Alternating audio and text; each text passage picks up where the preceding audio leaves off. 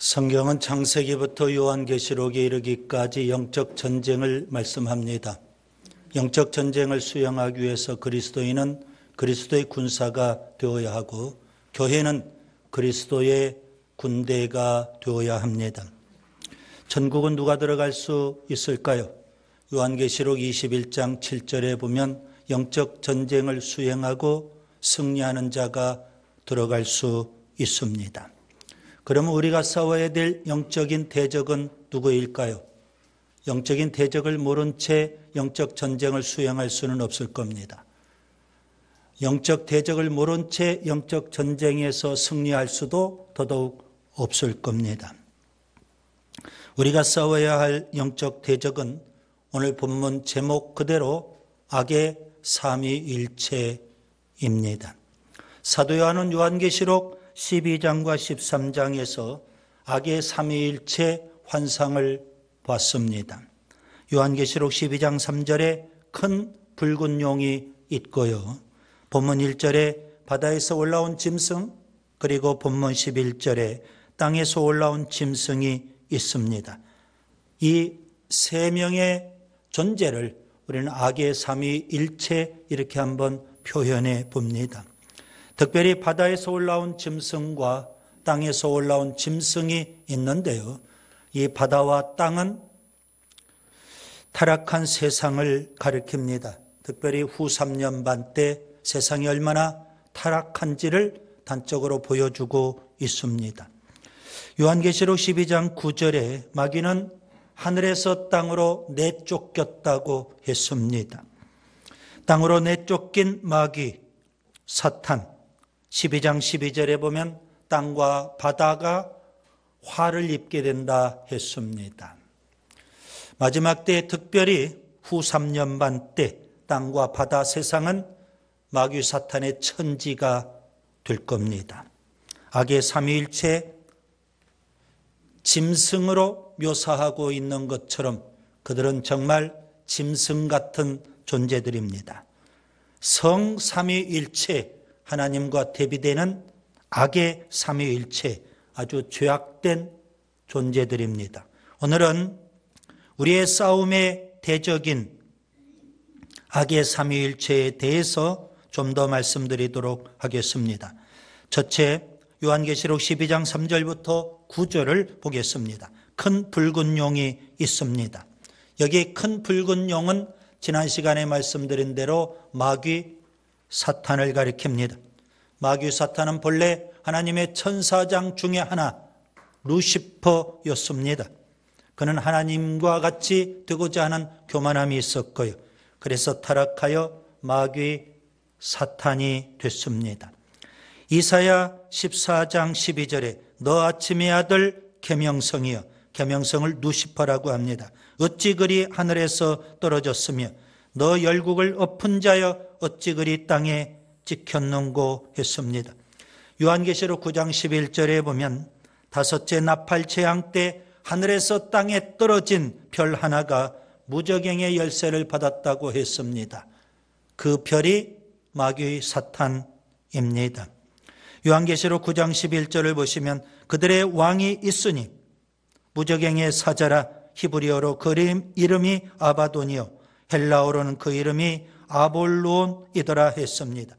마귀 사탄을 가리켜서 히브리어로 아바돈, 헬라어로 아볼론이라고 합니다. 아바돈은 멸망자, 아볼론은 파괴자, 그런 의미가 되죠. 저는 지금 흔히 관용적으로 마귀 사탄 이렇게 제가 표현하고 있는데요. 마귀라는 이 이름은 요한계시록 12장 10절에 참소하는 자, 그런 의미이고요. 사탄은 베드로전서 5장 8절에 있는 대로 대적하는 자, 그런 의미입니다.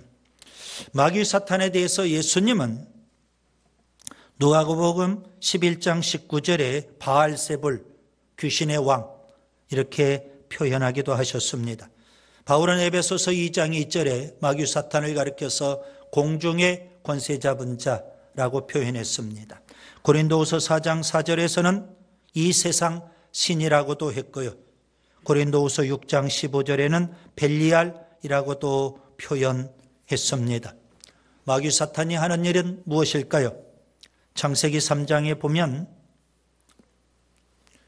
평화로웠던 에덴 동산에 마귀 사탄이 뱀으로 위장을 하고 등장을 합니다.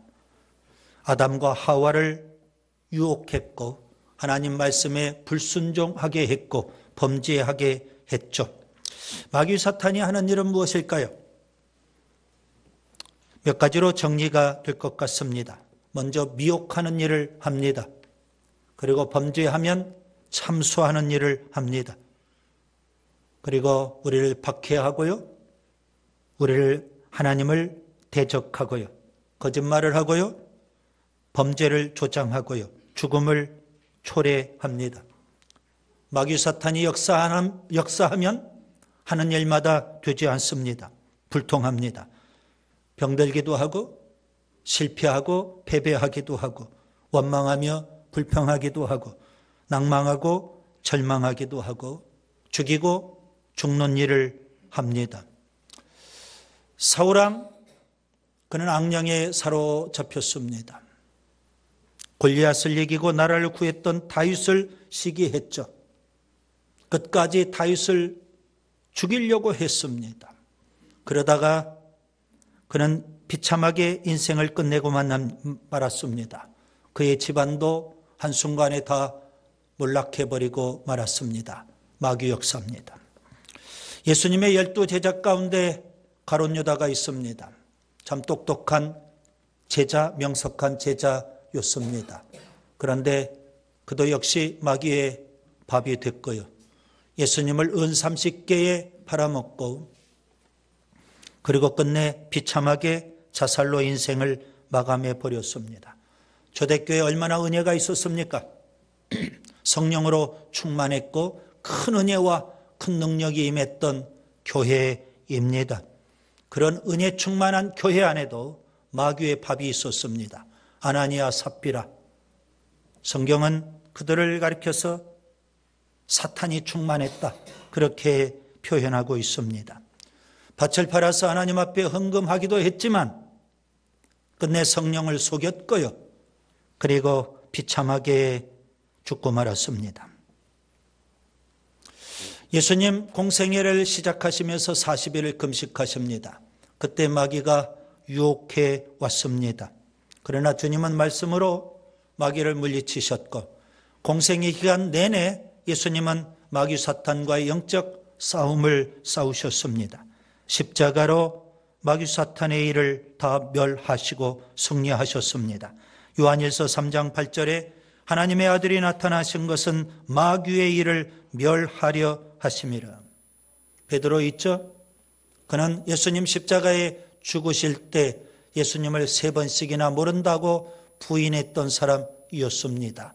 하마터면 사탄의 밥이 될 뻔했던 사람이었습니다. 그런 그가 훗날 회개하고 하나님 앞에 다시 쓰임을 받게 됐어요. 그가 교인들에게 이렇게 권면합니다. 베드로전서 5장 8절과 9절 근신하라 깨어라 너희 대적 마귀가 우는 사자같이 두루다니며 삼킬 자를 찾나니 너희는 믿음을 굳건하게 하여 그를 대적하라. 사탄의 밥이 될 뻔했던 베드로의 이 권면이 우리에게 참으로 의미심장한 겁니다. 근신하라 깨어라 대적 마귀 사탄이 두루다니며 삼킬 자를 찾는다. 믿음을 굳건하게 해라. 그를 대적하라 이겁니다. 그 다음에 두 번째 악의 삼위일체입니다. 본문 1절부터 10절을 보면 바다에서 올라온 짐승이 있습니다. 바다에서 올라온 짐승은 적그리스도를 가리킵니다. 마지막 때 적그리스도가 분명 등장하게 될 겁니다. 예수님께서는 적그리스도에 대해서 이렇게 말씀하셨습니다. 마태복음 24장 15절 그러므로 너희가 선지자 다니엘이 말한 바 멸망에 가증한 것이 거룩한 곳에 선 것을 보거든 읽는 자는 깨달을진저. 다니엘의 예언의 말씀을 주님께서 다 아시기 때문에 다니엘서에 나와 있는 멸망에 가증한 것, 그걸 말씀하셨습니다. 그것이 바로 적그리스도입니다. 바울도 적그리스도에 대해서 경계해 주고 있습니다. 데살로니가후서 2장 3절에 보면 누가 어떻게 하여도 너희가 미혹되지 말라. 먼저 배교하는 일이 있고 저 불법의 사람 곧 멸망의 아들이 나타나기 전에는 그날에 이르지 아니하리라. 여기 불법의 사람, 멸망의 아들, 적그리스도를 가리킵니다. 어느 시대에나 적그리스도를 예표한 인물들이 있습니다. 창세기 10장과 11장에 보면 니므롯이라는 인물이 나옵니다. 그 시대의 최고의 영웅, 용사였습니다. 그는 특이한 사냥꾼이었습니다. 일반적으로 짐승을 사냥하는 사냥꾼일 텐데 니므롯은 사람을 탁월하게 사냥하는 사냥꾼이었습니다. 그는 사람들을 사냥해서 세력을 규합합니다. 시날 땅에 바벨탑을 세웠습니다. 하나님을 대적하고 자기의 이름을 내고자 했던 겁니다. 적그리스도를 예표하는 겁니다. 이스라엘의 역사를 보면 성경에 없는 신구약 중간 시대가 있습니다. 헬라가 지배하던 그 시대였는데요. 수리아의 안티오쿠스 4세라는 인물이 있었습니다. 그는 스스로를 안티오쿠스 에피파네스라고 불렀습니다. 여기 에피파네스라는 이 이름은 영광의 현현, 그런 의미가 담겨 있습니다. 하나님께서 나에게 영광으로 친히 현현, 임재하셨다. 자칭 신으로 그렇게 여겼던 겁니다. 그래서 안티오쿠스 에피파네스, 그렇게 이름을 바꾸었고요. 그는 이스라엘의 성전의 성소를 더럽히고 성전에서 매일 드리는 유대인들의 제사를 폐하고 그리고 멸망하게 하는 가증한 것을 성전에 세우기도 했습니다. 그는 7년 동안 유대인들을 엄청나게 박해하고 핍박을 했는데요. 특별히 3년 반 동안 이스라엘 백성들이 모진 고난을 다 당했던 겁니다. 적그리스도를 예표합니다. AD 1세기 말 사도 요한이 도미티안 황제로부터 엄청난 박해와 핍박을 받았습니다. 어찌 사도 요한만 받았을까요? 그 시대 1세기 말 모든 그리스도인들이 엄청난 박해와 핍박을 받았습니다. 사도 요한은 그렇게 핍박을 가하는 도미티안 황제를 생각하면서 성도들에게 적그리스도에 대해서 교훈해 주고 있습니다. 요한일서 2장 18절에 지금은 마지막 때라 적그리스도가 오리라는 말을 너희가 들은 것과 같이 지금도 많은 적그리스도가 일어났으니 그러므로 우리가 마지막 때인 줄 아노라. 사도 요한은 도미티안 황제의 박해가 심하면 심할수록 교인들에게 적그리스도에 대해서 거듭 말하면서 경계하고 있는 겁니다. 요한일서 2장 22절에도 보면 거짓말하는 자가 누구냐? 예수께서 그리스도이심을 부인하는 자가 아니냐? 아버지와 아들을 부인하는 그가 적그리스도니라. 요한일서 4장 3절에도 예수를 시인하지 아니하는 영마다 하나님께 속한 것이 아니니 이것이 곧 적그리스도의 영이니라. 오리라 한 말을 너희가 들었거니와 지금 벌써 세상에 있느니라. 7년 대환란 때, 마지막 때 나타날 적그리스도의 모습은 어떠할까요? 여러분 본문 1절을 보시면 10뿔과 10왕관과 7머리가 있는 존재로 등장합니다. 마치 붉은 용과 흡사합니다. 마귀 사탄을 닮았다는 말씀입니다. 본문 2절에 보면 그는 표범처럼 민첩할 겁니다. 곰처럼 힘이 셀 겁니다. 사자처럼 사나울 겁니다. 특별히 마귀 사탄으로부터 능력과 권세와 보호자를 받고요. 그 권세로 후 3년 반 동안 그는 4가지 일에 집중하게 됩니다. 그 4가지 일이 뭘까요? 본문 4절에 보시면 첫째로 마귀 사탄과 적그리스도를 경배하게 할 겁니다. 그 다음에 두 번째 본문 5절과 6절에 보시면 신성 모독하는 말을 할 겁니다. 그리고 세 번째 본문 7절에 보시면 성도와 싸워서 이길 겁니다. 그리고 네 번째 본문 7절에 보시면 세계 단일 정부를 구성하고 온 세상을 지배하고 통치하게 될 겁니다. 마지막 때만 적그리스도가 등장하는 것이 아니라 오늘 우리 시대에도 분명 적그리스도를 예표한 인물들이 교회를 핍박하고 박해할 겁니다. 그런 핍박과 박해 앞에 하나님의 백성 성도는 어떻게 해야 할까요? 본문 10절에 보면 인내와 믿음으로 이겨야 한다고 했습니다. 그리고 세 번째 악의 삼위일체입니다. 본문 11절부터 18절 보시면 땅에서 올라온 짐승이 있습니다. 여기 땅에서 올라온 짐승은 거짓 선지자를 가리킵니다. 예수님은 종말에 대해서 제자들에게 교훈하시면서 적그리스도뿐만 아니라 거짓 선지자도 경계해 주셨습니다. 마태복음 24장 11절 거짓 선지자가 많이 일어나 많은 사람을 미혹하겠다 했습니다. 마태복음 24장 24절에 거짓 그리스도들과 거짓 선지자들이 일어나 큰 표적과 기사를 보여 할 수만 있으면 택하신 자들도 미혹하리라. 거짓 선지자들이 왜 거짓을 쓰게 될까요? 그들 배후에 마귀 사탄이 있기 때문에 그렇습니다. 마귀 사탄의 종이기 때문에 거짓을 쓰는 겁니다. 마귀 사탄은 어떤 존재입니까? 예수님은 이렇게 말씀하셨습니다. 요한복음 8장 44절에 진리가 그 속에 없으므로 진리에 서지 못하고 거짓을 말할 때마다 제 것으로 말하나니 이는 그가 거짓말쟁이요 거짓의 아비가 되었습니다. 마귀 사탄이 거짓의 아비라면 거짓 선지자는 마귀 사탄의 영적 아들이 되겠죠. 그들 속에는 진리가 없기 때문에 진리를 말하지 않고요, 거짓으로 사람들을 속이고 그리스도인들을 미혹할 겁니다. 어느 시대에나 적그리스도를 예표한 인물이 있는 것처럼 거짓 선지자들도 존재합니다. 구약시대에도 거짓 선지자들이 얼마나 많이 등장했는지 모릅니다.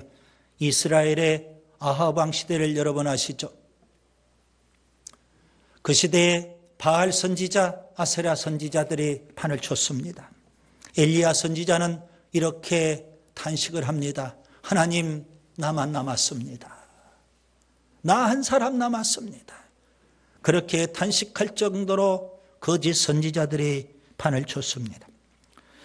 역대하 18장에 보면 아합 왕이 길르앗 나무 땅을 탈환하기 위해서 아람과의 전쟁을 선포합니다. 그러나 북이스라엘 군대의 힘으로만 아랍을 이길 수가 없기 때문에 남쪽 유다의 도움을 요청합니다. 그 당시 남쪽 유다는 신실한 여호사밧 왕이 통치하고 있었습니다. 아합 왕과 여호사밧 왕은 서로 혼인을 해서 사돈지간이었습니다. 여호사밧 왕은 아합 왕의 도움의 요청을 거절할 수가 없습니다. 군대를 이끌고 아람을 공격하기 위해서 출정을 합니다. 그러나 그는 경건하고 신실한 왕이었기 때문에 북이스라엘의 아합 왕에게 이렇게 제안을 합니다. 먼저 선지자에게 하나님의 말씀을 물어봅시다. 하나님의 뜻을 찾고 출정을 하더라도 하자는 겁니다. 그래서 아합 왕은 궁중에 있는 400명의 선지자들 금방 불러 모았습니다. 여호사밧 왕이 보니까 뭔가 이상하잖아요. 아니잖아요. 이들 선지자 말고 또 다른 선지자가 있지 않습니까? 그래서 아합 왕은 가장 싫어하는, 가장 미워하는 선지자 한 명을 부릅니다. 미가야. 정반대의 예언이 나옵니다. 400명의 선지자는 아합 왕이 좋아하는 선지자예요. 미가야 선지자는 아합 왕이 아주 싫어하고 증오하는 선지자예요. 아합 왕은 400명의 선지자의 이야기를 듣고 출정을 해요. 그러다가 그는 전쟁에서 전사하고 맙니다. 400명의 선지자는 거짓 선지자였거든요. 예레미야 선지자, 그는 남쪽 유다 나라가 망해갈 때 사역을 했던 선지자입니다. 그는 거짓 선지자들 때문에 많은 핍박과 박해를 받기도 했습니다. 예레미야 28장에 보면 그는 행위 예언을 합니다.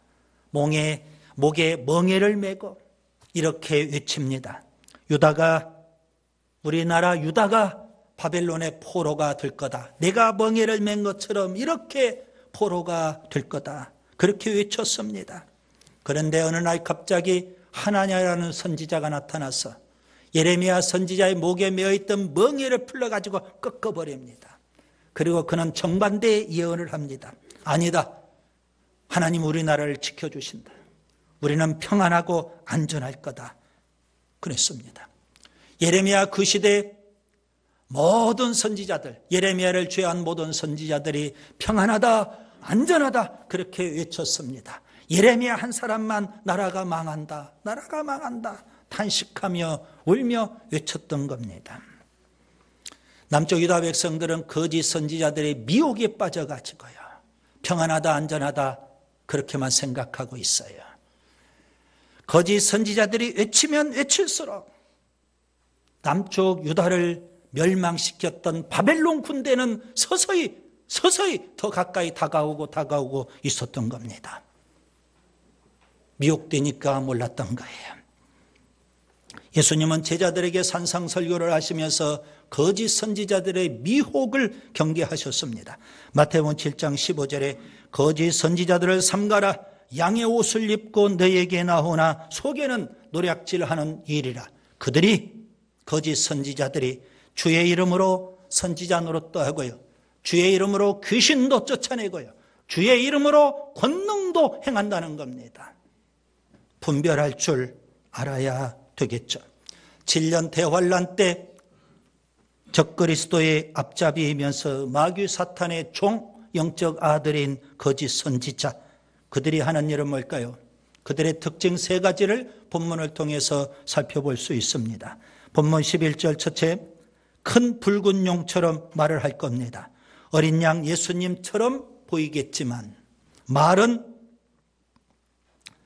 사탄처럼 한다는 겁니다. 그래서 사람들을 미혹할 겁니다. 두 번째, 본문 12절에 보시면 적그리스도의 권세를 행한다고 했습니다. 굉장한 이적을 베풀게 될 겁니다. 마치 엘리야처럼 하늘에서 불이 내리게도 할 거고요. 여러분, 이 정도의 이적을 베풀면 모든 사람들이 다 미혹당하지 않을까요? 심지어 어떤 이적도 베풀까요? 우상을 만들어요. 그리고 거기에 생기를 불어넣어요. 그랬더니 갑자기 우상이 살아서 말을 하게 돼요. 마치 하나님처럼. 하나님께서 흙으로 사람을 만드시고 그 코에 생기를 불어넣었더니 사람이 생명이 되지 않았습니까? 거짓 선지자가 그런 이적들을 행하면서 사람들을 미혹할 거라는 겁니다. 그 다음에 세 번째, 본문 16절과 17절에 보시면 적그리스도의 표를 받게 할 겁니다. 그 적그리스도의 표가 666입니다. 사람들은 이 본문을 읽으면서 엉뚱한 데 관심이 많습니다. 666이 뭐냐? 거기에만 관심을 갖고 있습니다. 그런데 본문 18절은 우리에게 뭘 말씀하고 있을까요? 정말 지혜로운 일은, 여러분 우리에게 영적 지혜가 필요한데요, 그 지혜는 뭘까요? 거짓 선지자의 미혹을 잘 분별해서 물리치는 일입니다. 분별이 중요합니다. 보이스피싱을 여러분 잘 아시죠? 한두 번씩 전화를 받아보신 경험들이 있을 거고 또 당해보신 분들도 있는 줄 압니다. 다 알아요.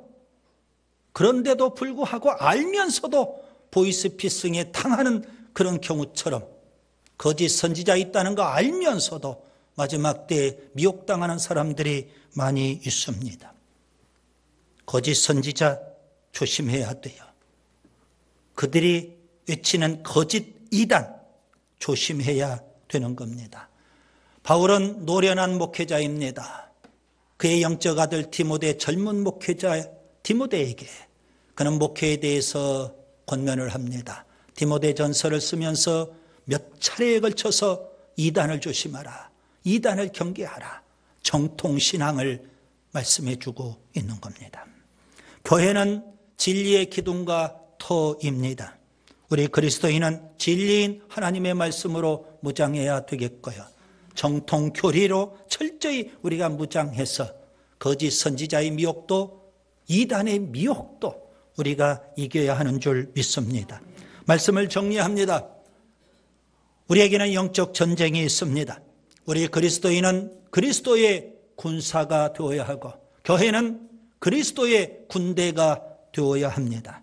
우리가 싸워야 될 대적은 누구일까요? 저는 악의 삼위일체라고 표현했습니다.